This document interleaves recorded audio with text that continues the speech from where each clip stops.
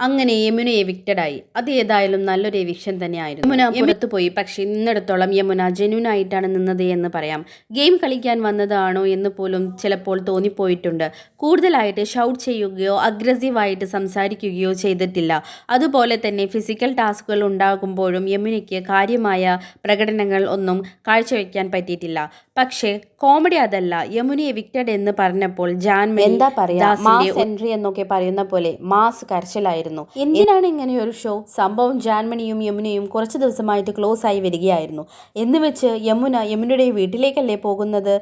അല്ലാതെ എനിക്കെന്തോ ജാൻമണി വല്ലാതെ ഓവറാക്കുന്ന പോലെ തോന്നി. എന്തായാലും ബിഗ് ബോസിന് ഇന്നലെ നേരെ ഉറങ്ങാൻ കഴിഞ്ഞിട്ടുണ്ടാവില്ല. യമുനയെ എവിക്റ്റ് ചെയ്തത് ബിഗ് ബോസ് അല്ലേ? അതുകൊണ്ട് ബിഗ് ബോസിന്റെ പ്രാഗി തല തെറിപ്പിച്ച് കാണും.